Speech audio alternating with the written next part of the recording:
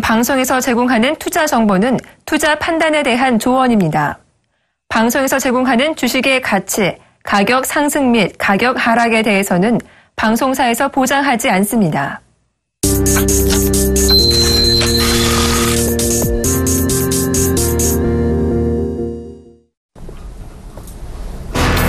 지난 4월 미국의 내구재 주문이 전월 대비 0.5% 감소하며 시장 예상과 일치했습니다. 그러나 미국 기업들의 시설 투자 의지를 반영한다는 항공기를 제외한 비방위산업 자본재 수준은 전월 대비 1% 늘어나며 2달 연속 전월 대비 증가세를 유지했습니다.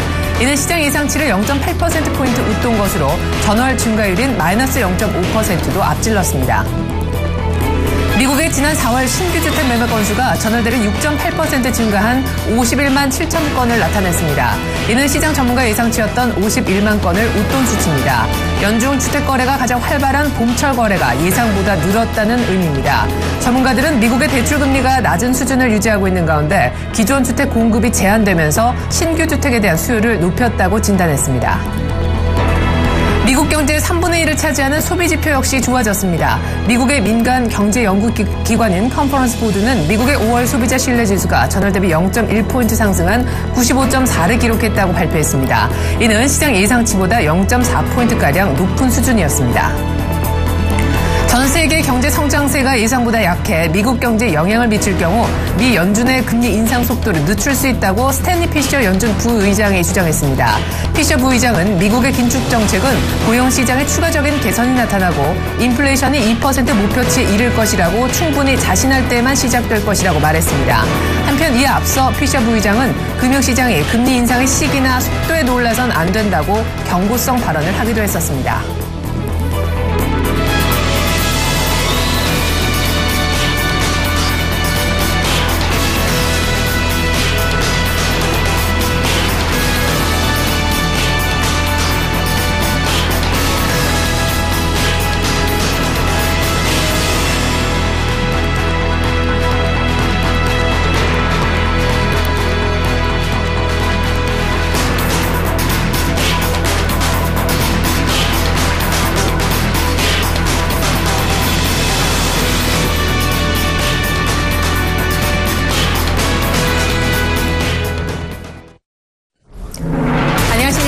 시와이드의 최예린입니다. 간밤에 보신 것처럼 뉴욕 증시가 많이 내렸습니다.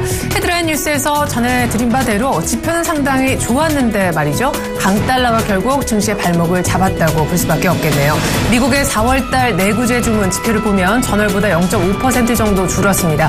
예상치 부합해서 시장은 크게 실망하지 않았는데 사실상 내용은 더 좋았습니다. 항공기 주문을 제외한 기업의 사실상 시설 투자의 어떤 향후 전망을 알 수 있다는 이 핵심 자본재 주문은 오히려 전월보다 늘어났기 때문입니다. 2달 연속 증가세를 보였다고 하는데요.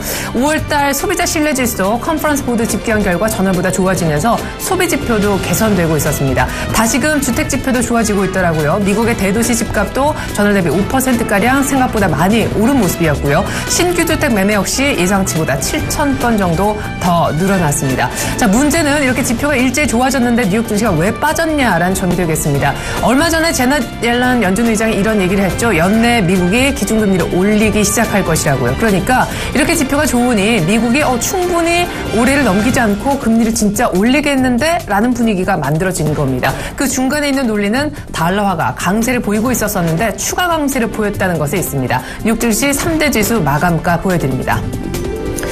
네, 달러 강세 그리고 긴축 전망에 크게 빠진 뉴욕 증시의 모습 보고 계신데요. 메모리얼데이 휴장 이후에 긴 연휴를 끝내고 개장하자마자 일단 크게 빠진 모습이 나타나고 있습니다. 다우지수 그리고 나스닥 S&P 500 순서를 보고 계신데요. 장 중에 다우와 S&P 500은 마디지수인 18,000선과 그리고 2,100선을 살짝 내주기까지 했었습니다. 전체적으로는 나란히 짠 듯이나 한 듯 1%씩 이렇게 밀리는 모습 나타났습니다. 거래도 적지 않게 실렸고요. 밑꼬리는 별로 달리지 못했습니다. 유럽 증시 이어서 보실까요? 네, 윗데이를 맞아서 사실 그 전날 독일과 영국 증시가 프랑스 증시가 이렇게 쉬었었는데요. 나홀로 열렸었던 그런 증시 빼고는 사실 뒤늦게 반영하면서 유럽 증시도 좀 크게 그런 밀리는 모습이 나타났습니다. 그리스의 채무 협상이 아직까지 이렇다 할 진전을 보이지 않고 있는 가운데 미국 쪽에서도 연내 기준금리 올린다라는 소식이 뒤늦게 반영된 결과였었습니다. 이어서 유가의 모습 보시겠는데요. 달러가 강세를 띠니까 역시 유가도 반대급부로 밀릴 수밖에 없었습니다. WTI 기준으로 거의 3% 가까이 급락하는 모습이 나타났는데요. 결과적으로 지금까지 추이를 볼 때 WTI는 60불 이상 크게 추가 반등에는 일단 실패하고 있습니다. 이번엔 달러가 얼마나 올랐는지 한번 환율을 주요 통화국 대비해서 한번 보실 텐데요. 일단 N달러는 123엔대까지 올라갔습니다. 이거는 엔화 가치 기준으로 봤을 때는 달러가 그만큼 강세를 엔화 가치가 떨어져서 N저가 진행됐다는 얘기가 될 텐데요. 7년 10개월이 정확하고요. 더 좀 러프하게 말씀드리면 거의 N저는 8년 만에 최저치로 엔화 가치가 떨어졌다고 보시면 되겠습니다. 앞으로 더 떨어질 거라고 하는데 잠시 후에 이 전망도 한번 해보겠고요. 달러 유로도 달러가 강세를 띠면서 유로화가 더 밀렸습니다. 이번 달 들어 처음으로 1.09 달러가 일단 깨지는 그런 상황이 되고요. 주요 통화 6개 대비해 달러화 가치를 보여준다는 달러 인덱스가 당장 97까지 올라갔으니까 말 다 했죠.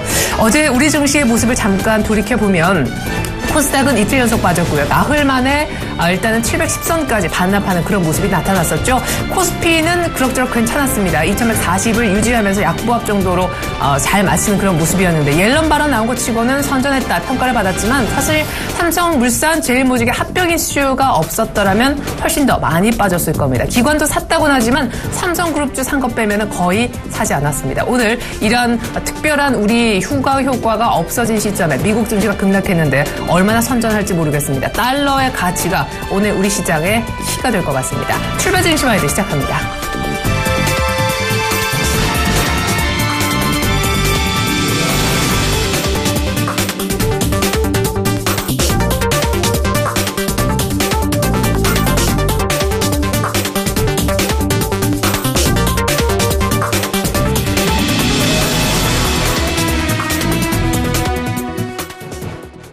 글로벌 경제 이슈부터 차례로 들여다보겠습니다. 오늘은 명지대학교 경제학과 빈기범 교수님과 얘기 나눠보겠습니다. 교수님 안녕하세요. 네, 안녕하세요. 네, 미국의 지표가 간밤에 일찍 좋았습니다. 먼저 내구재 주문부터 살펴보고자 하는데 항공기 주문을 제외하면 내구재 주문 자체는 사실상 늘어난 셈이라고요. 예, 그 내구재라는 게 기업에서 3년 이상 사용하는 자재나 설비를 의미를 하는데요. 그래서 내구재 주문 동향이 산업 생산이나 설비 투자에 중요한 선행지표로 이용이 되고 있습니다. 미국 상무부가 발표한 바에 따르면은 말씀하신 대로 4월에 내구재 주문이 전달에 비해 약간 감소는 했는데 좀 항공 분야의 약간 지금 어떤 변동성이 좀 심한 그런 측면도 있고요.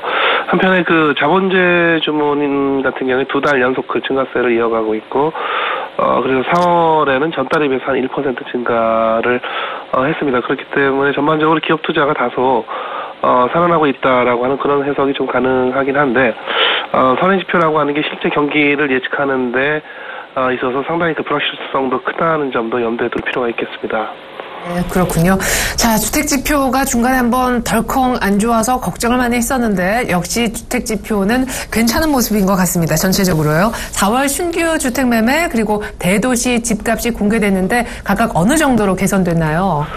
예, 상당히 이 미국이나 한국이나 주식시장도 자산시장이 대표적인 주식시장도 잘 나가는 중이지만, 부동산 시장도 한국 같은 경우에는 최근으로 상당히 들썩이고 있는 중이고, 미국에는 꾸준히 부동산 경기가 점진적으로 좋아지고 있는 중입니다. 이는 미국의 그간의 과거의 양적 완화 정책에 기인한 바가 크다고 볼 수도 있겠고요.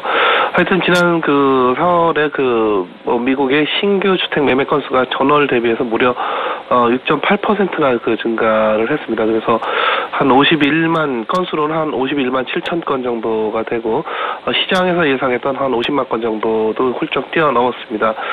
그래서 미국이 여전히 금리가 아직도 낮다 보니까, 물론 금리 인상이 아마도 연내에 이루어질 것으로 상당히 예상이 되고 있지만은, 하여튼 신규 주택 포함해서 전반적인 주택 수요가 높은 상태를 유지하고 있는 것으로 보여집니다. 네.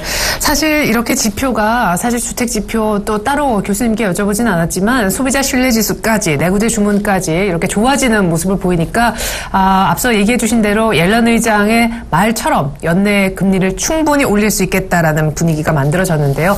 달러화가 추후 강세를 띠면서 간밤에 주식시장도 많이 밀렸습니다. 달러 인덱스가 한 달 내 거의 최고치 97까지 올라왔네요. 네네. 그 달러 거래가 그렇게 많지는 않았는데 말씀하신 대로 달러 지수가 최근 1개월 내에 가장 높은 수준으로 지금 올라왔는데요. 지난 25일에 그 하루에 0.3% 상승하면서 지금 말씀하신 대로 좀 더 정확하게 96.48 정도까지 올라왔는데 근데 문제가 굉장히 강한 그 상승세 또 그 상승 국면을 보이고 있습니다. 거기에다가 그 또 유로나 엔화에 대해서도 상대적인 그 강세 정도가 더 높아지고 있는 그런 그 양상이고요.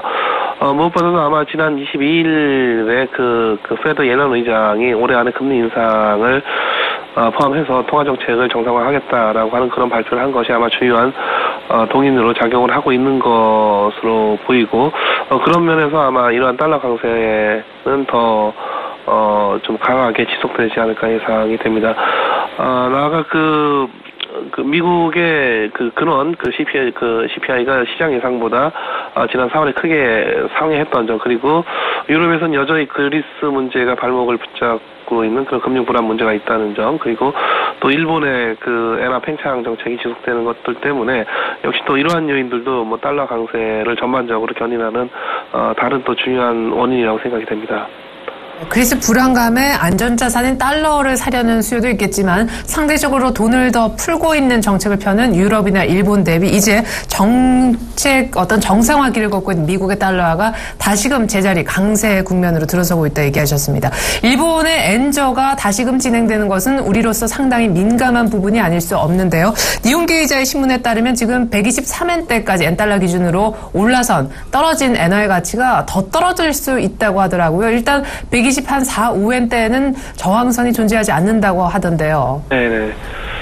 지금 하여튼 엔화 양적 완화 정책 때문에 엔화 가치는 뭐 전반적으로 대세 하락을 보이고 있는 거고요. 다만 2월부터는 다소 그 엔화 가치가 그 다소 좀 횡보 부합하는 그런 양상이 있었었는데 앞서 말씀드린 대로 그 달러 강세가 있다 보니까 뭐 당연히 또 상대적으로 엔화 약세 현상이 또 두드러지게 지금 나타나고 있는 그런 국면입니다. 그렇다 보니까 지금 말씀하신 대로 니혼 게이자이 신문의 그런 어떤 그 보도들을 봤을 때 25일날 달러당 121.78엔에 거래가 됐는데 전고점이 한 122.04엔 정도가 되고 뭐 이는 곧 쉽게 돌파할 것으로 예상이 되고 있습니다. 그 여러 가지 원인이 있겠지만은 역시 그 옐런 의장의 그 연설에서 미국 그 통화정책 정상을 밝힌 것이 아마 중요한 또 원인으로 또 지금 또 일시적으로 강한 그런 원인이 되고 있는 것 같고요. 또 하나는 그 일본의 또 이 금융기관들이 미국 그 금리 인상을 예상을 해서 지금 해외 그 중장기 채권들의 매입을 늘리고 있는 것 같습니다. 그래서 아마도 예상하기로 그 일본의 9개 대형 생보사가 무려 한 4조 원어치 정도의 해외 채권을 매입할 것으로 예상이 되고 있고요. 또 최근에 독일 국채 그리고 미국 국채 시장이 좀 상당히 불안정한 양상을 보이는데 현재는 그런 좀 안정적인 상황으로 잦아든 그런 양상입니다. 예, 그래요. 심지어 뭐 125엔대까지는 쉽게 갈 거고 130엔대까지도 엔달러가 치솟을 가능성 지금 나오고 있습니다.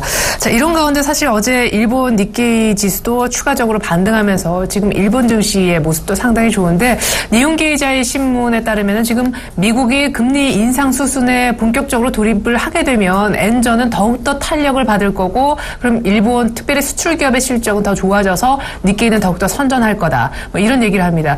이 얘기를 반대로 얘기하면 수출 경합도가 높은 우리로서는 상당히 불리해질 수밖에 없다는 얘기인데 이미 지금 우리 수출 전선에는 엔저 빨간불 경고등이 들어온 상태라면서요. 예, 그렇습니다. 지금 사실 우리가 뭐 기업도 그렇고 정부도 그렇고 뭐 사실상 무방비 상태에 있었었는데 그렇다고 해서 뭐 달리 뭐 준비할 수 있었던 뭐 다른 수단이 있었던 것도 아니고요. 하여튼 엔저 지금 일본 엔화 팽창 정책 때문에 하여튼 우리나라 기업들이 아주 심각한 타격을 입고 있다고 보여지고요. 지금 일본이 도대체 언제까지 이런 그 완화 정책을 해갈지, 또는 뭐 최근에는 그 완화 폭을, 양적 완화의 폭을 더 늘린다, 뭐 이런 얘기도 있었었고요. 하여튼 상당 기간 그 엔화 약세가 지속될 것이다라고 예상이 되고, 지금 말씀하신 대로 일본 경제, 뭐 일본 니케이 지수까지 굉장히 크게 오르고 있는 또 그 저변에는 일본의 경상수지가 아마 근래 들어서 최대 규모를 기록을 하고 있을 것 같습니다. 또 하나 그 수출 경합도에서 또 우리가 많이 겹치다 보니까 상대적으로 또 반대로 우리는 수출에 그 상당한 타격을 받고 있고, 개별적으로는 어떤 업체들은 뭐 거래처 유지를 하느라고 그야말로 마진 제로로 납품을 하고 있다는 그런 업체들도 많이 있을 정도입니다. 그렇다고 해서 지금 이 환율 방어를 해야 할 것이냐, 또 한다 하더라도 어떻게 할 것이냐는 상당히 좀 어려움이 따르는 문제라고 생각이 되고요. 이 환율이라고 하는 게 또 모든 분야에 굉장히 미묘하게 영향을 미치기 때문에 단지 경상수지 문제만을 두고 환율 방어를 해야 할 것이냐 하는 문제도 있고, 이 방어할 수단도 마땅치가 않고, 또 정부나 중앙은행이 개입하는 것은 뭐 구체적 분쟁까지도 유발할 수 있기 때문에 상당히 그 정치 외교적으로 세련된 스킬까지 그런 겸비해야 가능한 것이 환율 방어 정책이라고 생각이 됩니다. 그래서 현재로서는 수출 기업들의 뭐 생존을 위해서라도 환율 방어가 어느 정도 좀 필요하다라고 여겨지지만 결코 해결하기가 쉽지 않은 문제 같습니다. 예. 자, 그러면은 가장 중요한 문제는 언제까지 이런 모습이 이어질까라는 부분일 텐데요. 미국은 일단 연내 기준금리를 올리겠다라고 중앙은행 수장이 얘기를 했고, 이 발언을 계기로 좀 잠잠하던 달러 강세가 다시금 시동을 거는 그런 모습이거든요. 문제는 미국의 지표도 사실 지지부진하면서 이렇게 달러 인덱스가 숨을 골라왔었는데, 때마침 옐런 의장의 금리 인상 발언 직후에 지표도 일제히 좋아졌단 말이죠. 그러면 엔저, 그리고 우리의 원화는 뭐 자연스러운 어떤 절상의 패턴으로 들어가고 있는데 언제까지 이어질까요? 지금 이 엔달러 환율 같은 경우에는 그 지금 달러 인덱스가 상당히 크게 상승하고 있음에도 불구하고 그렇게 지금 그 어떤 달러 강세의 영향은 없는 것 같습니다. 그거는 한편으로는 다시 또 원화가 상대적으로 또 같이 강세를 보이고 있다는 얘기이기도 하고요. 또 그 원인 중에 하나는 또 지금 그 엔화가 상당히 아주 그 큰 폭으로 약세가 되면서 또 한편으로 원화 강세를 또 부추기는 그런 측면들도 있고, 그래서 이 달러 강세가 전 세계적으로 나타나는데도 불구하고 한편 원달러 환율은 크게 변화가 없으면서 원엔 환율에 있어서는 또 상당히 또 그 엔화 약세가 나타나고 있는 뭐 이런 상황들인데요. 전반적으로 하여튼 수출에 있어서는 상당히 좀 그 가격 측면에서 아주 안 좋은 상황이라고 생각이 됩니다. 그러나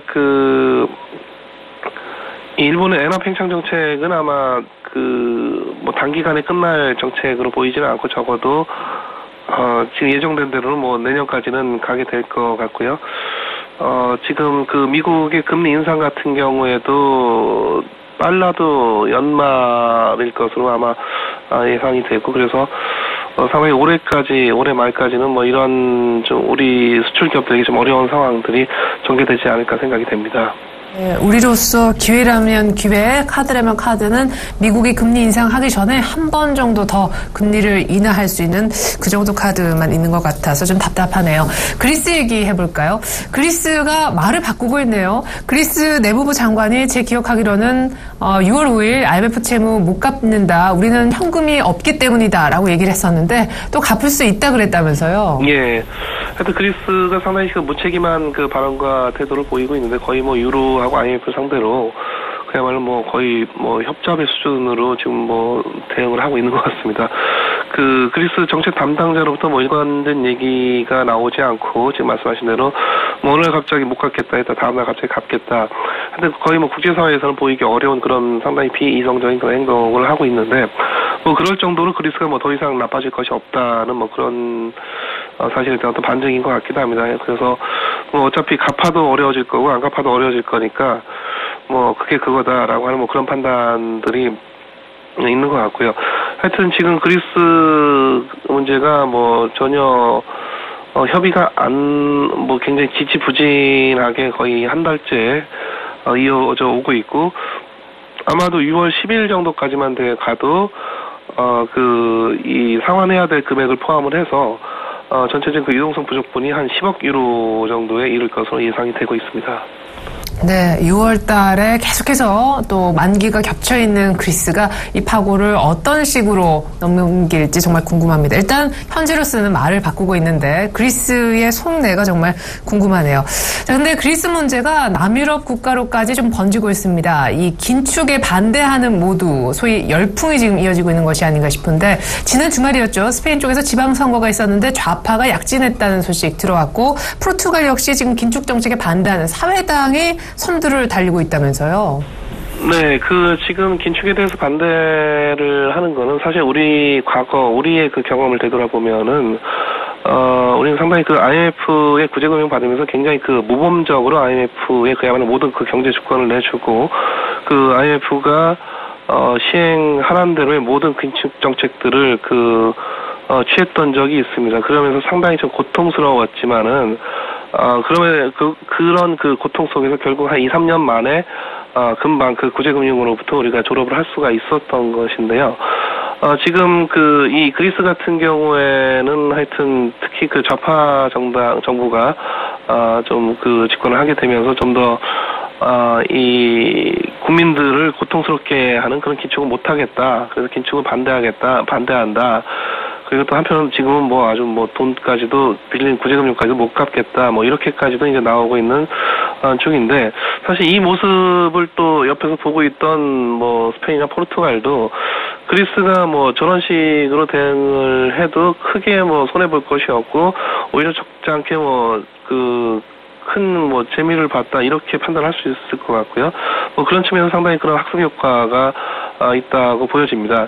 지금 스페인하고 포르투갈 같은 경우에 경기 침체가 상당히 심각하고 최근엔 GDP에서도 이 스페인 같은 경우에는 우리보다 약간 앞서고 있고 포르투갈은 예전에는 우리보다 앞쪽에 있었었는데 지금 우리 뒤로 밀리고 있을 정도로 상당히 이 경기가 안 좋은 상황이고요. 스페인 같은 경우 실업률이 현재 24%까지 높은 수준에 이르고 있는 그런 상황입니다. 하여튼 이런 상황에서 정치적 지형이 남유럽 국가들이 좀 더 이 좌파 정당이나 좌파 정부 쪽으로 옮겨가고 또 좌파 정당의 영향이 넓혀져 가고 있는 그런 양상인데 주로 이런 좌파 정당들이 아마 유로나 IMF에 좀 수능적이지 못한 그런 측면들이 있고 또 그리스의 상황을 보고 우리도 또 역시 유로를 탈퇴하겠다라고 하는 그런 또 위협까지도 하고 있는 그런 상황이 전개가 되고 있습니다. 밑줄 본전이니까 일단 허리띠 졸라매기 싫다. 반긴축 하고 보자라는 분위기 이어지고 있는데 유럽이라는 것을 사실 유로존으로 하나 묶는 것이 쉽지는 않은 작업인 것 같습니다. 공포를 잊고 중국 증시가 올라오고 있습니다. 2%, 3%, 2% 이렇게 오른 결과 4,900선까지 돌파했습니다. 4,600 다음에 4,700 없이 바로 4,800 돌파하고 어제 4,900까지 뚫었는데요. 과열이라고 하지만 잘만 가네요. IPO 물량 부담도 있고 말이죠. 예, 말씀하신 대로 상해 증시가 지금 엄청난 상승세를 보이고 있는데 아마 더 크고 강력하게 오르면서 아마 5,000선까지는 충분히 갈 수도 있을 것 같습니다. 하지만 이미 버블 국면이라고 생각이 되고요. 그렇다 하더라도 이 버블이라는 게 또 잘 붕괴되지 않는 그런 측면도 있습니다. 버블에서 버블로 굴러가는 이런 양상이 지속적으로 이제 전개가 되다 보니까 쉽사리 그렇게 폭락하지도 않고 버블에 버블을 씌워가는 그런 측면들이 있는데 또 하나 주식시장에서 주가가 높다 보니까 서로 또 IPO를 하려는 그런 또 인센티브를 자극을 하게 되고 실제로 IPO 물량이 많이 쏟아져 나올 것으로 예상이 되고 있습니다.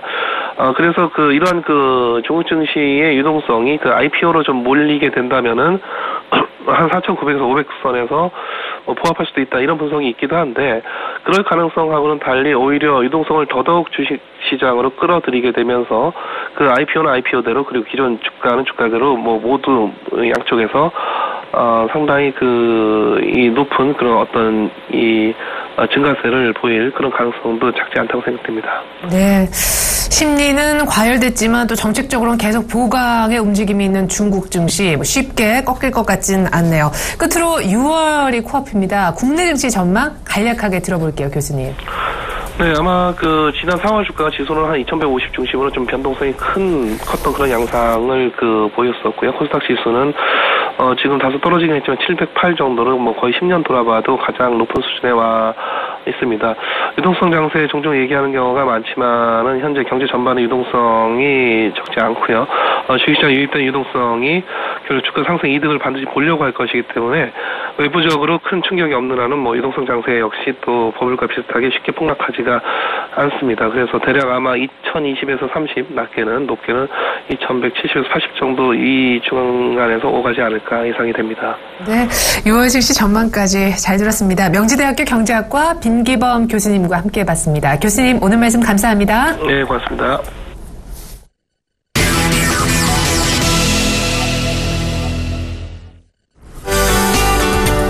시청자 여러분 안녕하십니까. 신문 읽어준 남자 예병구 멘토입니다.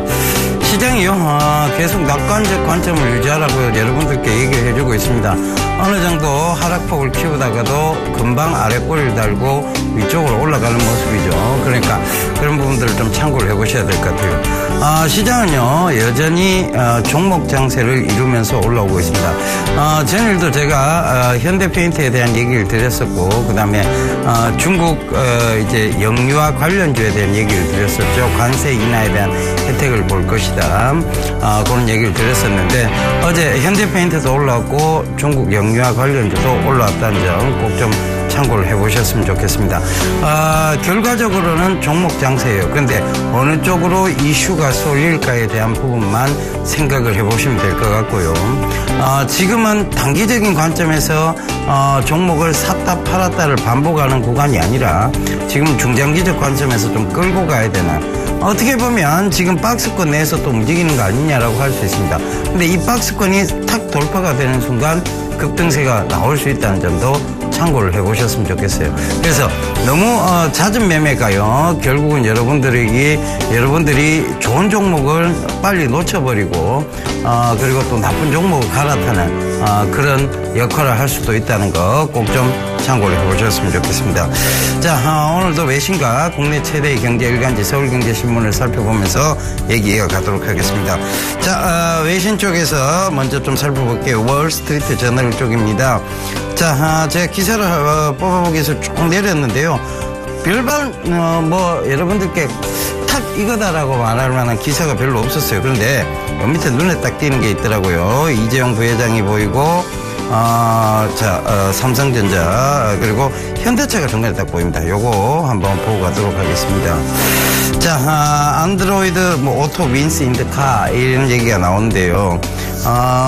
결국은 안드로이드 오토 리뷰에 대한 차량용 안드로이드 시스템에 대한 얘기입니다. 자, 이 얘기를 제가 왜 뽑아왔느냐 하면 바로 미래 얘기인 것 때문이죠. 미래 차가 이제 어떠한 모습을 띌 것인가에 대한 부분들, 그런 부분들이 이 기사에 지금 나와 있는 내용이고요. 그래서 이 구글의 통합 시스템, 차량용 통합 시스템이 효율적 미래차를 제시를 하고 있다는 것이 이 기자의 결론입니다. 근데 이 차가 현대차예요. 현대 2015 소나타의 모습인데, 자, 이 기자가 이 현대차를 타고 안드로이드 시스템을 이제 켜서 연동 시스템을 지금 활용해 보고 있는 그런 모습입니다.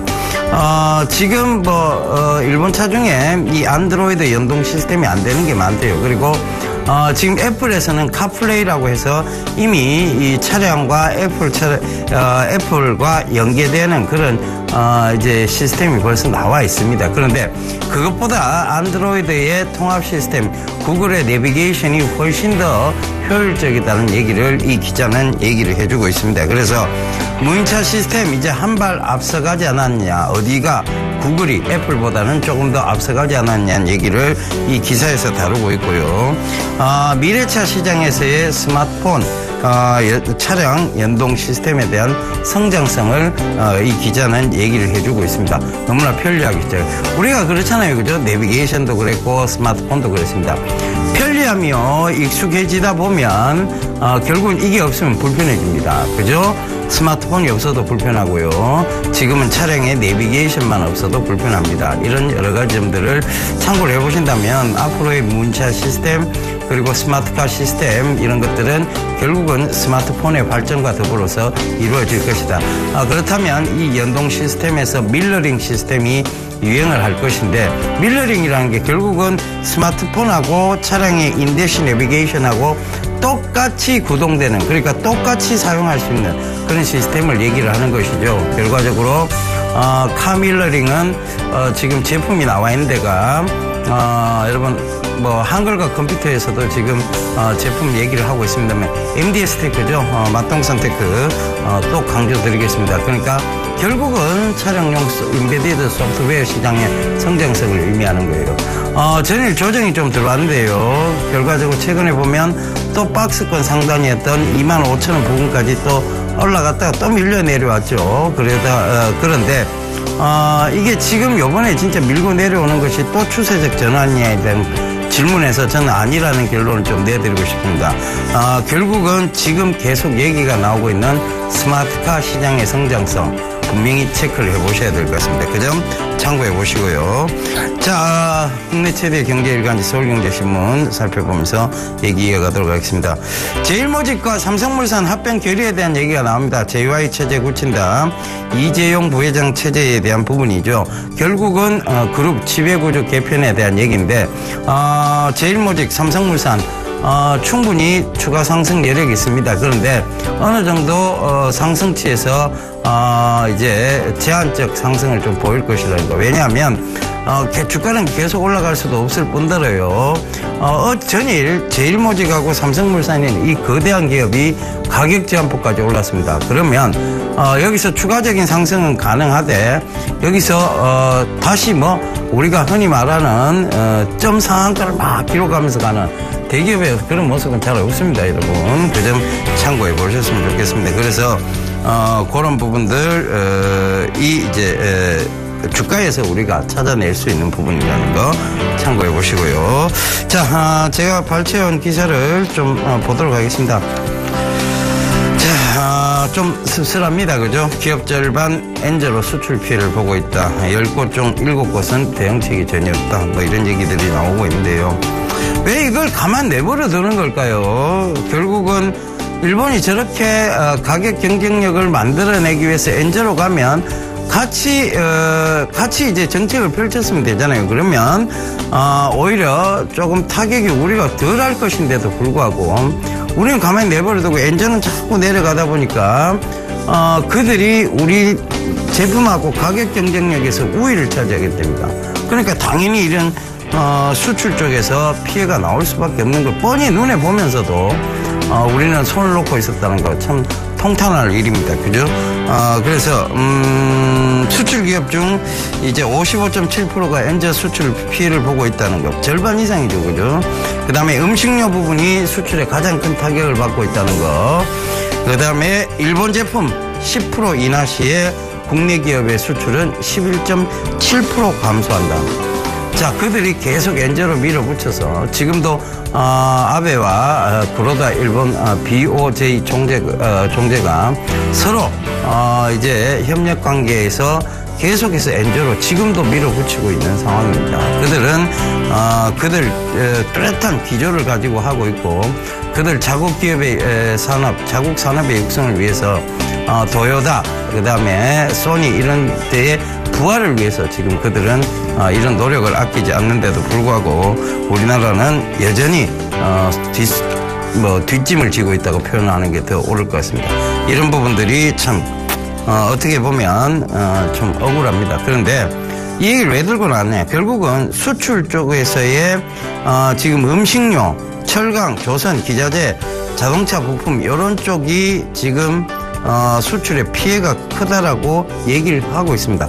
제일 지금 수출의 피해가 적은 쪽이 반도체 쪽이죠. 그러니까 최근에 보면 반도체 관련주들은 잘 가는 반면에 음식료, 철강, 조선기자재 이런 쪽 자동차 부품까지도 못 가고 있다는 점 참고해 보신다면 지금은 반도체 쪽에 좀 집중 투자를 그리고 정보통신, 가전, 섬유 쪽에 집중 투자를 조금 더 해보는 것이 옳은 전략 아니냐 이렇게 보여집니다. 자, 다음 기사 보도록 하겠습니다.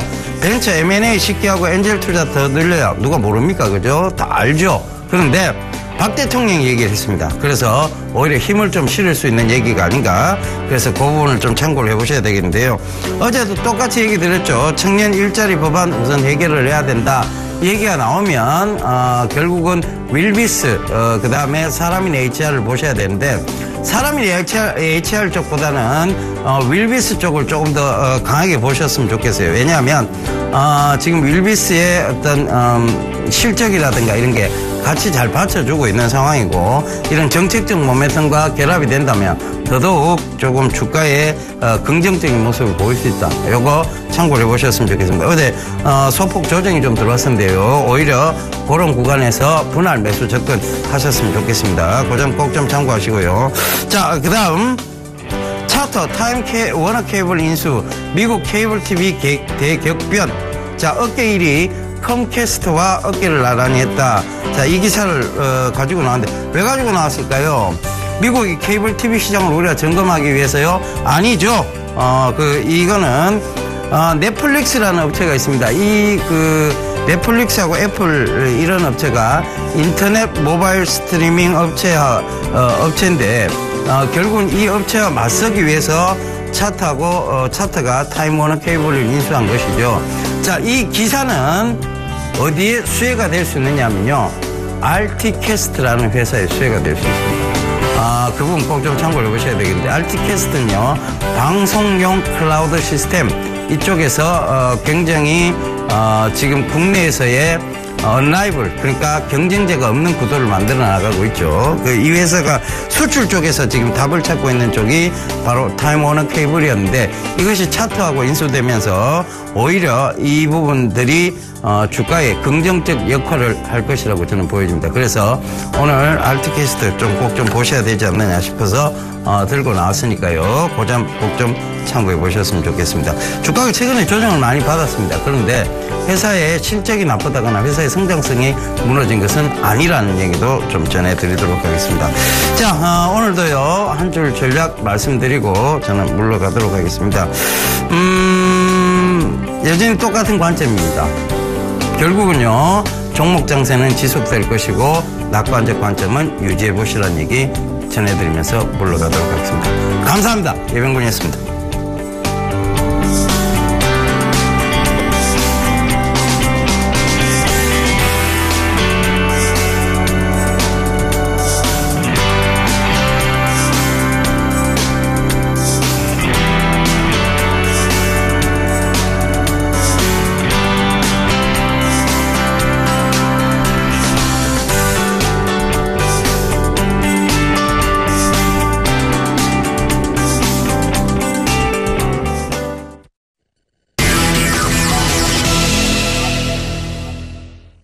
시황의 신 모시고 국내 시장에 필요한 전략 꼼꼼하게 세워보겠습니다. 간밤에 뉴욕 증시는 많이 빠졌다고 전해드린 바 있는데요. 오늘은 아데나 투자자문 신승영 대표님 모셔보겠습니다. 대표님 안녕하세요. 네, 안녕하십니까. 네, 어제 사실 옐런 의장이 우리 쉬는 동안 연내 기준금리 인상 발언 때문에 많이 빠질 뻔했었는데 또 하필 삼성이 합병한다고 해가지고 뭐 상대적으로 좀 선전할 수가 있었죠. 코스닥이 전고점에서 주춤주춤. 어제 셀트리온도 급락했습니다만 내추럴엔도텍 불똥이 국순당으로 또 튀면서 투자 심리가 상당히 안 좋아졌습니다. 리뷰 먼저 듣겠습니다. 네, 어제 시장 두 가지로 정리가 될 수 있겠죠. 일단 첫 번째 말씀하셨던 대로 옐런 의장에 따른 어떤 그 유동성이 끝나는 것은 아닌가라는 우려감, 위축감. 이 부분을 말 그대로 이제 그 삼성전자, 그 삼성그룹주, 제일모직과 삼성물산의 합병 소식, 삼성그룹주 전체로 이제 그 확산돼 나가면서 삼성그룹주냐 아니면 삼성그룹주가 아니냐로 이제 그 양분되는 그런 시장이었다라고 말씀을 좀 드릴 수 있겠습니다.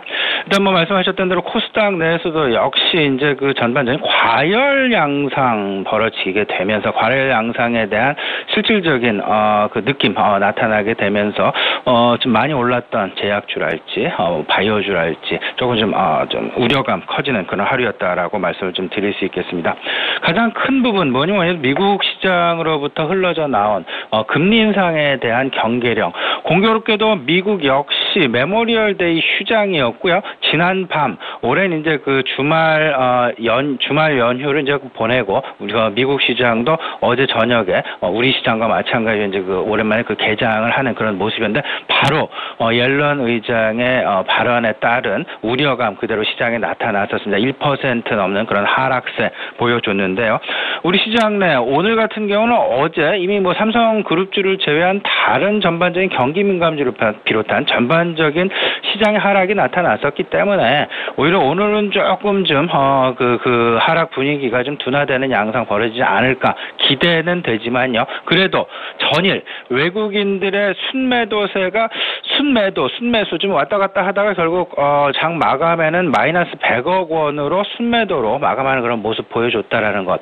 어제가 미국 시장, 어제 우리 시간으로 우리 시장 내 어제가 미국 내 그 휴장이었다라는 그런 부분들 생각을 해보면 오늘은 조금 좀 매도세가 좀 확산될 가능성도 있겠다라는 부분 지금 염두에 놓으실 필요는 있어 보입니다.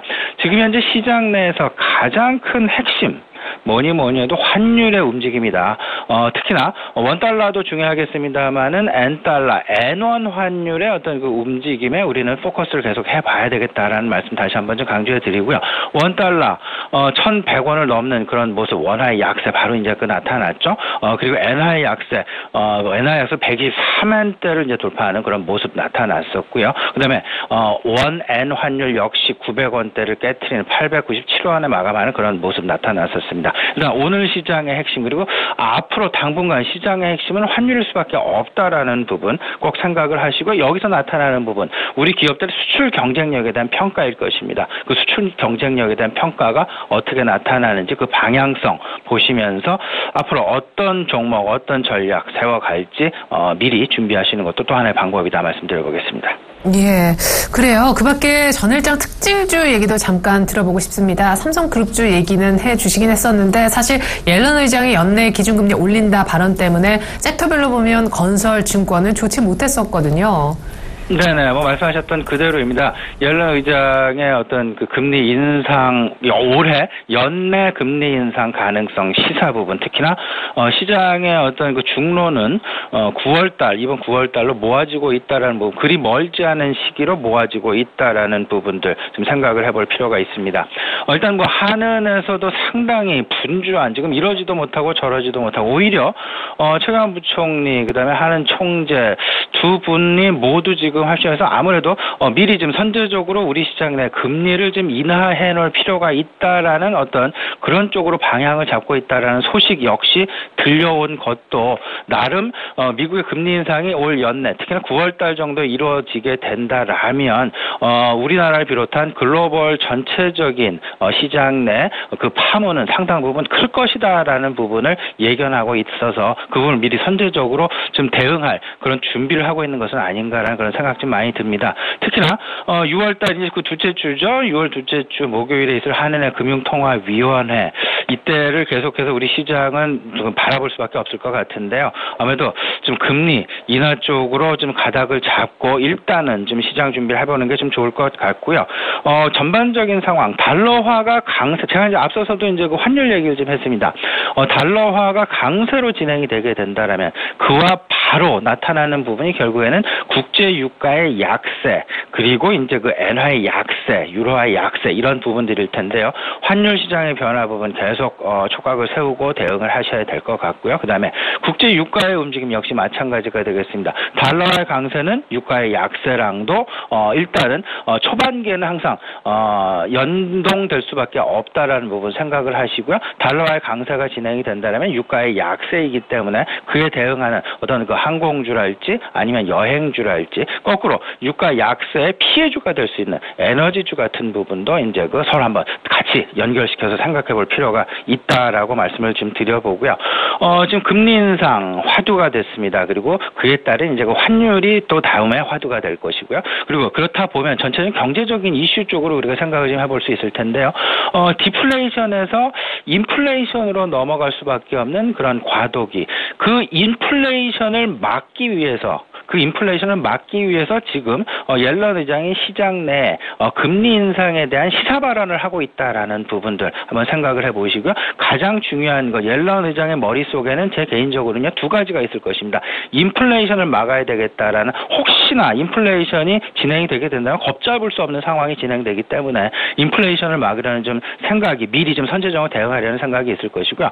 두 번째, 옐런 의장의 머릿속에는 미국 기업 실적의 둔화 부분을 생각하지 않을 수 없을 것입니다. 다른 어떤 경제 지표들, GDP 경제도 괜찮고요. 그다음에 특히나 실업률 문제도 상당 부분 개선되어 있다라는 것. 하지만 단 한 가지, 이제 작년 4분기, 올 1분기 실적까지 미국 기업들의 실적 둔화세가 달러화의 초강세 국면과 이렇게 맞닥뜨려지면서 둔화세가 큰 폭으로 나타나고 있다라는 것. 그렇다라면 이제 그 5월, 6월까지가 이제 2분기 기업 실적을 평가하는 이제 그 실질적인 진행기겠죠. 그리고 그 2분기 기업 실적의 발표가 7월일 텐데요.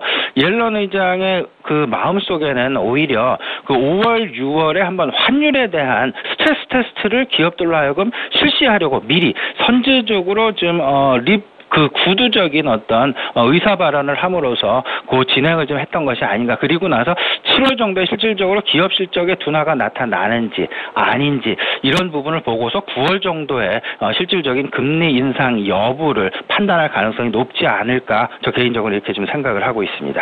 네, 굉장히 재미있는 얘기였습니다. 일단 사실 달러 강세가 좀 주춤했었는데 옐런 의장의 연내 기준금리 인상 발언과 또 타이밍도 절묘하게 지표가 이제 쫙 개선되니까 확실히 이제 트렌드로 방향은 잡은 것 같은데, 유동성 측면에서 강달러가 우리 시장에 오늘 어떤 변수가 될지 궁금하고, 아까 엔화의 약세가 가파르게 진행된다고도 짚어주셔서 특별히 부진한 경기 민감주, 대형 수출주에게는 더욱더 어려운 환경이 만들어지는 것이 아닌가 걱정은 되네요.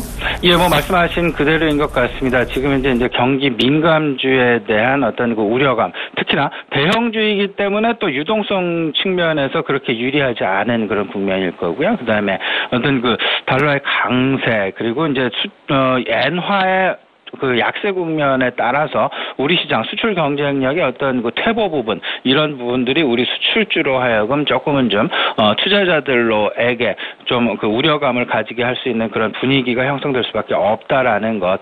하지만 저는 개인적으로 이렇게 생각을 합니다. 전체적인 포트폴리오는 균형을 유지해서 나가야 되겠다라는 그런 생각, 여전히 변함이 없다라는 말씀 좀 드려보고요.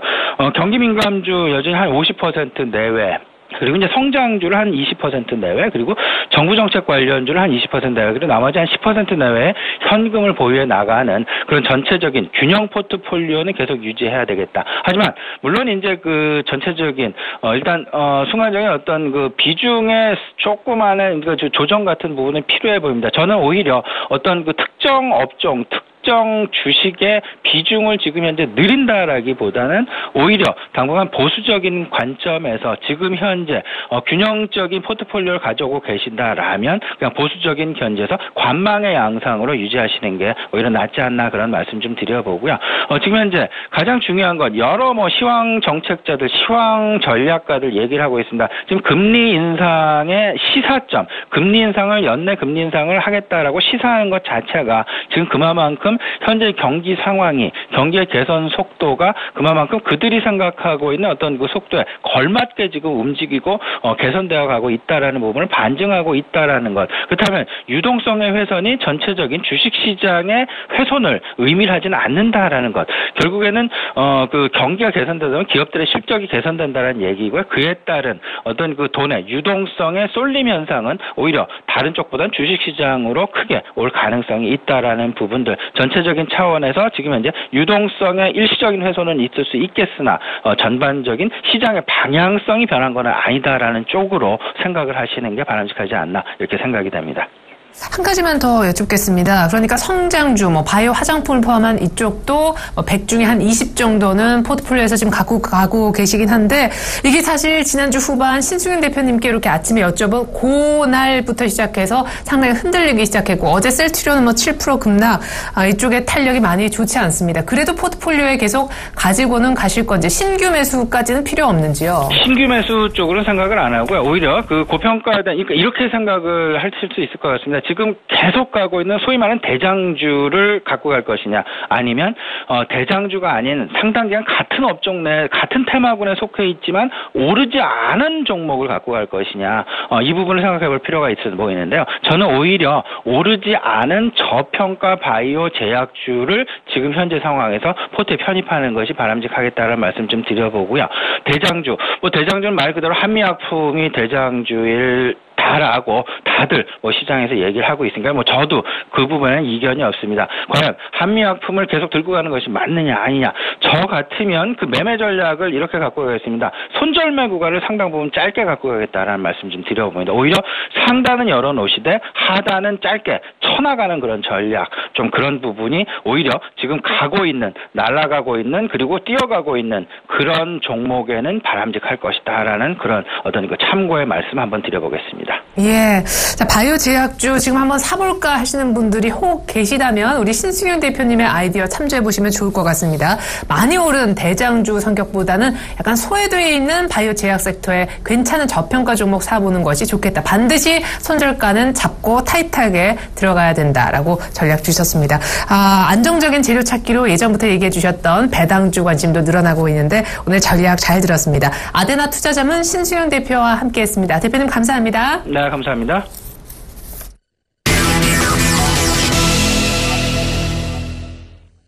이드코의 상한가 팩토리 시즌2 들어가 보겠습니다. 여의도에 계시는 샘플러스 이드코 멘토 연결해보죠. 멘토님 안녕하세요. 반갑습니다. 네. 자, 코스피는 사실 어제 삼성그룹주 없었더라면 많이 빠졌을 수도 있을 것 같습니다. 어제 옐런이 또 연내 무조건 금리 올린다라고 얘기해서 증권주 특별히 좋게 보셨던 건설도 타격이 있었거든요. 현대건설도 5만 원에서 훨씬 멀어졌습니다. 네, 코스닥에서 아마 바이오 쪽 어려울 걸 하시면서 셀트리온 잘 보자 하셨는데 어제 7%나 미끄러졌더라고요. 코스닥 자체도 쌍봉에서 약간 좀 주춤하고요. 일단 전반적인 시장부터 살펴주시겠어요?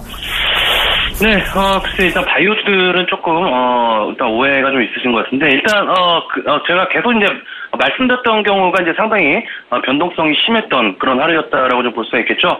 계속적으로 이제 말씀드리고 있는 이제 경기 민감주들의 어떤 그런 되돌림이 필요한 시점. 어제 이제 결국, 자동차 섹터라든지 조선주들, 그리고 어제 이제 말씀드렸던 건설주들까지, 지수 대비 상당한 낙폭이 좀 나오게 되면서 간신히 5일선을 지지하고 있는 그런 모습이 되겠는데, 일단 우리는 이제 코스피가 됐던 코스닥이 됐던 일단 5일선과 11선, 그러니까 상승에 대한 연속성이 나오고 있는 상황이다라면은 5일선과 11선만 보자라고 했던 거, 좀 기억을 하실 겁니다. 자, 일단 주봉 차트 같은 경우에도 일단 11선을 2주째 지금 지지를 하고 있는 그런 상황이면서 이번 주에도 일단 5일선 지지 그리고 11선 지지가 정확하게 일단은 나와줘야 시장의 방향성은 그래도 어느 정도 지지는 하고 있다라고 좀 말씀을 드릴 수 있겠는데, 자, 중요한 건 시장은 붕 떠 있는데 개인들이 홀딩하고 물려있는 종목군들 계속적으로 바닥권이라는 게 문제인 것 같습니다. 특히나 이제 우리나라 수출주들, 우리나라를 대표하는 종목들이 지수 상승에 동참하고 있지 못한다는 부분들, 이런 부분들이 조금은 중요한 그런 부분들이 되겠고, 일단 전일 다우지수가 급락한 그런 상황이지만은 기관들이 요즘 들어서 매수에 들어오고 있는 것이 혹시나 외국인들의 물량들을 받는 것은 아닌지 상당히 조금 좀 걱정이 되는 그런 상황이 되겠는데, 자, 일단 어제 같은 경우, 많은 종목들이 좀 하락이 좀 나아졌었죠. 일단 건설주들 좀 다시 말씀을 좀 드리면은, 특히나 어제 이제 현대건설 같은 경우에 121선에 걸쳐 있는 상황에서 일단은 바닥을 잡는지 확인 과정이 필요하다. 이 구간에서는 바닥을 잡는다라고 한다면 상승 흐름이 전환이 될 때 우리가 5만 원 정도까지의 흐름 관찰해 볼 수 있다라고 좀 말씀드렸는데, 자, 건설주들 어제 상당히 좀 낙폭이 있었던 그런 상황이 되겠고요. 자, 이런 차트에서는 일단은 한 4만 2천 원 정도까지 열려 있는 그런 구간이기 때문에 아직까지는 바닥권을 잡고 있지 못한다는 부분들 참고를 좀 하시면서 조금 시간을 좀 기다려야 되는 그런 부분이 아닌가 이렇게 좀 볼 수가 있겠고요. 자, 어제 이제 뭐 조선주들이나 증권주들, 제가 이제 계속 말씀드렸던 것이 한번 증권주들 같은 경우에는 대우증권을 중심으로 해서 16,000원대 매도 타이밍을 일단 잡아들인 이후에 아직까지는 증권주들 매수보다는 매수 구간보다는 상승시 매도 관점이다라고 좀 말씀드렸던 그런 부분이기 때문에 계속적으로 증권주보다는 일단 화학주들 쪽으로 말씀드렸던 그런 부분이 되겠습니다.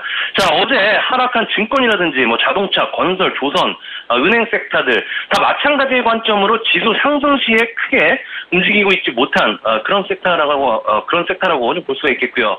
자, 그럼 이런 상황이 계속될 것이냐에 대한 부분들 상당히 조금 중요할 것 같습니다. 현재 시장의 순환매가 대형주들 위주로 나왔던 상황에서 큰 틀에서 보면은 지수만 올려놓고 일단 경기 민감주들은 큰 상승세가 나온 그런 상황은 아니기 때문에 굳이 지금 경기 민감주들 들고 계신 분들 매도하시는 쪽으로 방향성을 잡는 것은 일단은 아니다라고 좀 볼 수가 있겠는데, 자, 결국 이제 타이밍의 문제인 것 같습니다. 얼마까지 평단가를 낮춰서 언제까지 시간을 타서 홀딩을 하고 갈 것이냐. 예, 그런 싸움인 것 같은데, 자, 어제도 이제 말씀드렸던 것이, 자, 현재 시장, 결국 이제 코스닥 시장으로 다시 돌아가야 될 것 같습니다. 자, 코스닥 지수, 요 며칠 계속적으로 강조를 드렸던 것이 코스닥 지수 쌍봉 구간에서 바이오주들 차익 실현적인 부분들, 일단 정확하게 일단 일치가 되면서 바이오주들 위주로의 코스닥 시장 급락이 나왔던 부분들, 결국 어제 이제 코스닥의 추가 상승을 말씀드렸던 대로 계속적으로 막고 있는 바이오주들이 제약 바이오 섹터들이 막고 있는 그런 상황이 되겠죠. 하지만 어제 이제 말씀드렸던 것이 하락 시에 5일선과 11선 지지의 패턴이 있는 종목들은 어느 정도 반등을 예상을 하자라고 좀 말씀드렸던 상황이기 때문에 이번 바이오주들의 조정과 눌림목 그리고 기술적 반등 이후에 그 자금이 어디로 갈 것이냐에 대한 부분들, 자, 다시 이제 코스피로 좀 돌아오면은 바닥권에 있는 경기 민감주다라고 좀 생각을 하고 있기 때문에 바이오주들, 특히나 이제 전일 셀티온을 기본으로 해서 뭐 JW 중일 제약이라든지 상승 후에 바로 하락으로 맞고 떨어지는 그런 종목들, 이런 종목들은 주 후반으로 갈수록은 어느 정도 반등은 예상이 된다는 점. 하지만 결국 이 반등이 새로운 어떤 2차와 3차 그런 상승이 아니라 상승 시에 물량 축소하고자 하는 어떤 함축된 그런 의미가 담겨있을 가능성이 상당히 농후한 그런 상황이기 때문에 충분히 코스닥 쌍봉 구간에서의 바이오주들의 하락은 어떤 의미가 담겨있는, 결국 지금 상당히 조심스러운 구간이라는 것이 말해주고 있는 그런 부분이다라고 좀 볼 수가 있겠습니다. 자, 해서 바이오주들 계속적으로 좀 말씀드리지만은 트레이딩 관점으로만 치고 빠지시는 전략만 보시고 롱런의 관점에서 보시는 보시는 종목들은 철저하게 매수가 이탈 시 물량 축소, 다시 아래 구간에서 재매수하는 전략, 이런 식으로 철저하게 트레이딩 관점을 유지하시는 것이 현명하다라고 좀 말씀을 좀 드리도록 하겠고요. 자, 이제 어제 롯데케미칼을 기본으로 해서 화학주들이 어느 정도 선방하는 그런 모습들이 좀 나와주었죠. 어제 이제 그나마 조금은 다행인 것 같았습니다. 물론 오늘 같은 경우 국제유가가 어느 정도 하락이 되면서 오늘 정도 하락 출발이 좀 예상이 되는 그런 부분이지만은, 자, 어제 이제 한 2% 정도 장중 상승이 좀 나오게 되면서 상당히 치고 가려는 힘이 느껴졌던 그런 상황이었지만은 시장이 장 초반에 이제 무너지게 되면서 어느 정도 상승폭을 반납하는 모습들, 결국 이제 보합권에 이제 마무리가 되면서 기타 다른 경기 민감주들에 비해서 어느 정도는 유지는 한 것 같습니다. 자, LG화학 같은 경우에도 플러스권으로 마감이 되는 그런 모습들. 자, 일단 어제 같은 경우 LG화학 같은 경우에는 기관들의 매수세가 좀 들어온 상황이죠. 롯데케미칼도 그렇고 LG화학도 어느 정도 십자형 도치의 모습들 시장 대비 양호했던 모습이었는데, 자, 우리가 여기는 이제 중요한 부분이 있는 것 같습니다. 자, 저항으로 작용하고 있는 21선, 이 21선이 상승 추세로 전환이 되는 종목이다라면은 61선을 이탈하지 않고 21선이 저항으로 작용하지만 이것을 기간 조정으로 이 21선을 저항을 지지로 전환시킬지, 아니면 21선을 강력하게 그런 돌파를 할지, 아니면 5일선까지 오늘 같은 경우 재차 끌어내릴지에 대한 부분들 잘 체크를 해야 되는 그런 부분이기 때문에 오늘 이 21선이 과연 어떤 방법으로 돌파와 지지가 나올지에 대한 부분들 상당히 관심사다라고 좀 볼 수가 있기 때문에 지속적인 관찰이 좀 필요한 그런 부분이다라고 좀 볼 수가 있겠고요. 자, DHB 코리아라고 이제 5월 초에 제약 쪽의 섹터 종목을 좀 말씀드리면서 14,000원을 간다라고 좀 말씀드렸던 종목. 결국 이제 15,000원 부근까지 상승이 좀 나아졌습니다. 자, 이런 이치로 현재 시장은 어느 정도 종목별로 갈리는 양상이 좀 뚜렷하게 나오고 있는 상황입니다. 지금 당장 내 종목이 안 가더라도 어제 이제 말씀을 좀 드렸지만은 2분기, 3분기까지는 좀 긴 호흡으로 보셔야 되는 종목분들. 일단 지금 타이밍에 자신이 없으신 분들은 차라리 바이오주들의 하락에서 다른 종목들로 순환매가 좀 나올 때, 그러니까 자금 이동이 조금씩 나올 때까지는 조금은 관망하는 포지션. 자, 보시면서 오늘장 제약 바이오주들의 저점적인 부분들 면밀히 관찰하시면서 코스닥 쌍봉 구간에서의 어떤 흐름 나오는지 확인을 좀 하자라고 좀 말씀을 드리면서 정리를 해드리도록 하겠습니다. 오늘 상한가 팩토리는 여기까지입니다. 고맙습니다. 네, 경기민감주는 결국 얼마나 싸게 잡아서 수익 날 때까지 기다릴 수 있느냐, 이 가격과 시간의 싸움이 될 거라고 하셨습니다. 특별히 오늘 화학주 두 종목 있죠. 롯데케미칼, LG화학 21선 지지 또 돌파 흐름 체크해야 된다 얘기하셨고요. 바이오 제약주에서 아마 주 후반에 반등이 나온다 해도 이게 2, 3차 상승으로까지 연결될 거라고 보지 않으시기 때문에 트레이딩으로만 임하자라고 하셨습니다. 자신 없으신 분들은 관망해도 좋다 전략 들어봤습니다. 지금까지 샘플러스 이두코 멘토의 의견 전해드렸습니다.